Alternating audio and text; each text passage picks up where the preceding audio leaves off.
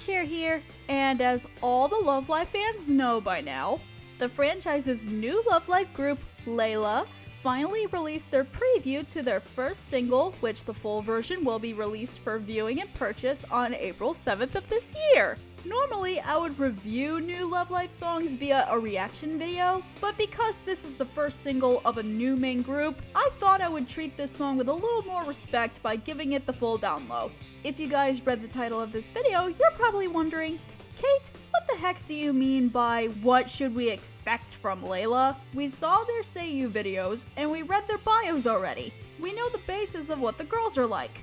This is true, but remember, idols are more than just their personalities and speaking voices.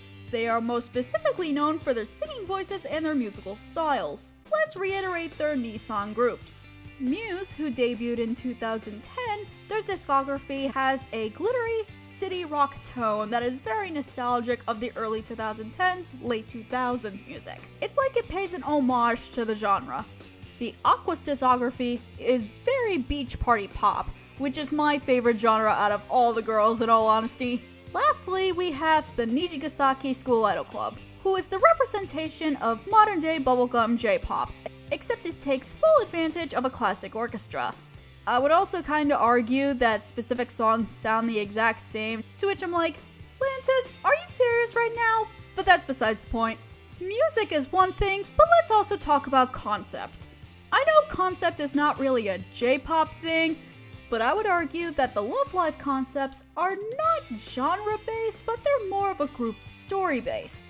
Muse might be the slight exception to this because they were the experiment to the Love Live project, but I'd also argue that Muse does have a concept.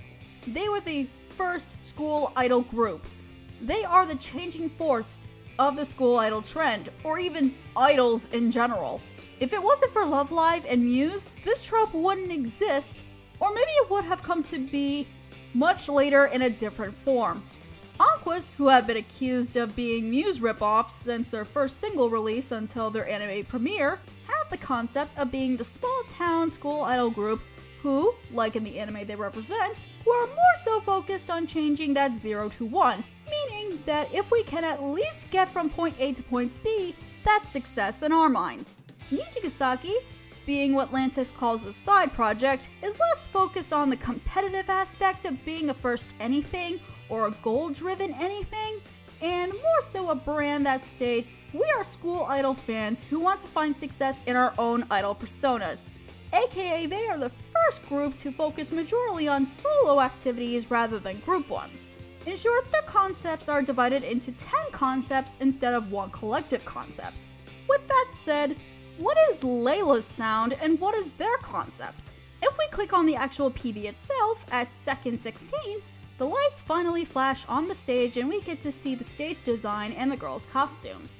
The stage is very nostalgic of the School Idol project's first anime opening with Bokuro wa Ima no Naka de. I would argue that the costumes look slightly similar to Muse's Snow Halation outfits, but they more so scream festival attire, if anything else. Okay, maybe festival isn't the exact word I wanted to use, but look at the color. It's very minimalistic with mostly white, but they do have bows and ribbons of different colors on them too. When the song starts, I'll admit that it sounded very familiar to me, but the sound was not from Love Live. It finally hit me when Ren started singing.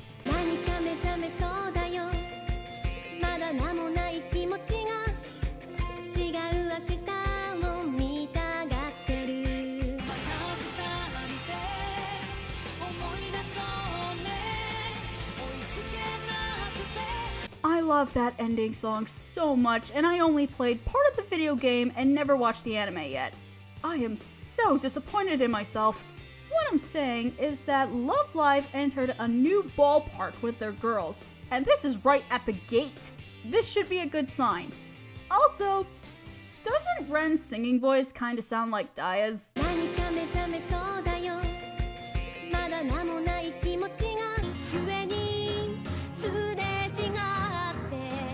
Okay, when you start to listen to specific pop music for a while, voices start to sound similar no matter what the era.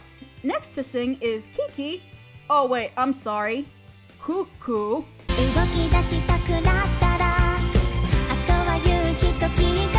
Out of everyone's costumes, Cuckoo's has the one with the most accessories on it, which we have never seen before on any Love Live idol.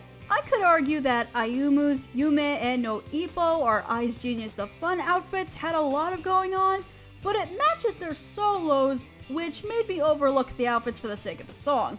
What Cuckoo did here was show us what type of girl she is, and part of her personality is that she loves kawaii things. Possibly so much that she'll incorporate them into her act. Her voice is not as divine as Ren is, but Cuckoo kinda gives me Shisaku soft tones and I love it too. But when Ren and Cuckoo's voices come together,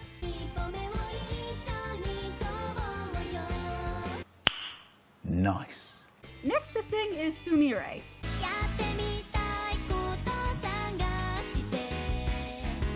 And I thought I was hearing things, but she sounds almost exactly like Setsuna.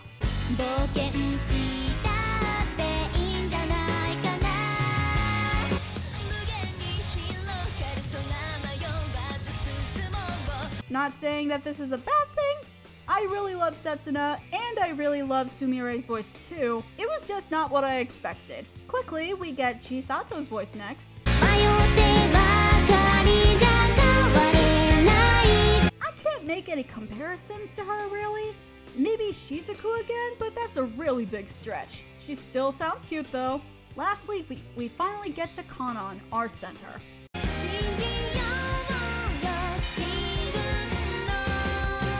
Honestly, I did not expect her to sound like that. Out of all the orange-haired protagonists we had in Love Live, Kanan sounds the most mature.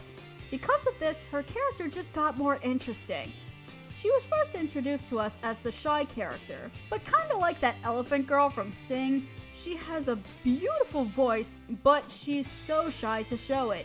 You're thinking, Cait, the shy, talented singer trope has also been done to death. Technically, we just had that with Ayumu, Ruby did the same thing, Hanamaru did the same thing, and Hanayo was basically the progenitor of the Love Live shy singer trend. That is true, but we never had a Love Live singer of this trope to be the supposed leader of the group, so that's the part I want to see since Hanukkah and Chika basically had extroverted personalities, and Ayumu's not really much the leader of her group anyway. As a writer, I think cliches are fine if they're done in an original way. If someone is just recreating a trope just to stuff it in there, that's lazy writing. I don't think that Kanan is lazily written at this point, but I won't know that until the anime comes out. I would also say if the girls were added to the games, but I don't know if that's gonna happen either.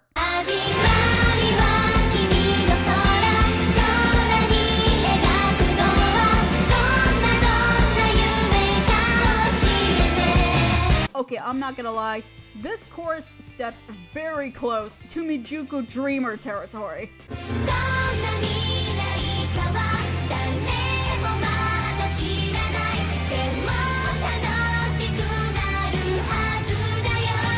But anyway, maybe there is a reason behind this. Mijuku Dreamer was the song for all the Aqua's third years to basically rewrite the wrongs that broke up their friendship.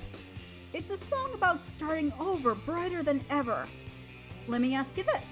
What does Liella even mean? According to the wiki, it takes two parts of two different words from two different languages. Lier, which means to bind in French, brillante, which means brilliant in Spanish. If we combine these two words literally, it would mean brilliant bind.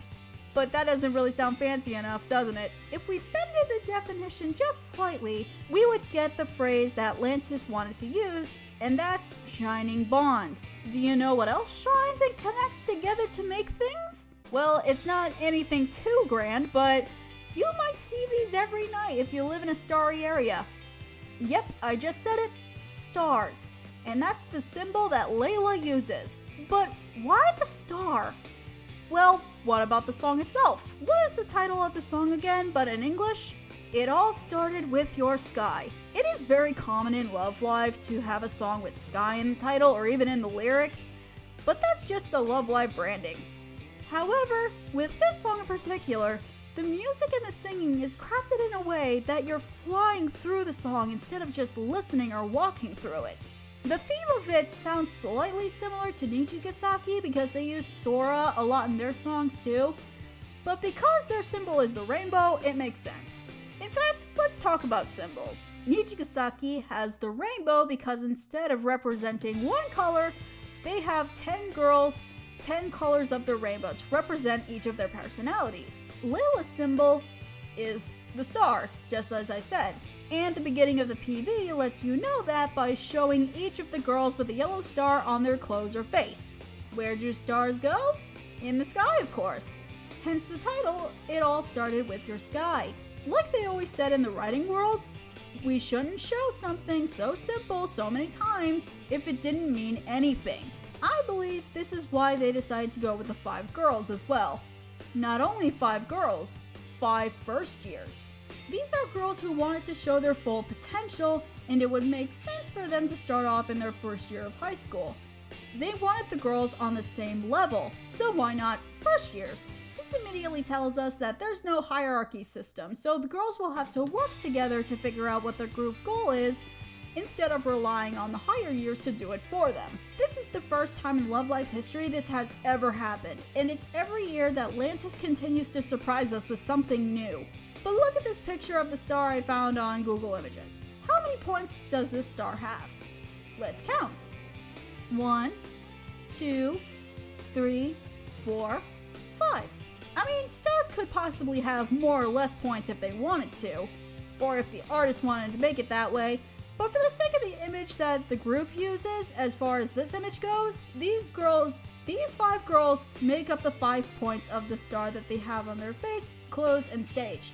We had a white feather for Muse, a blue feather for Aquas, a rainbow for Nijigasaki, and now Love Live has their very own first star. As an introduction single, Liella hit the target for what they wanted to present. I can't wait for the full MV for this. Like how I'm still waiting for the full MVs for Kasumi Solo and Mirai Harmony. What the hell, Lantis?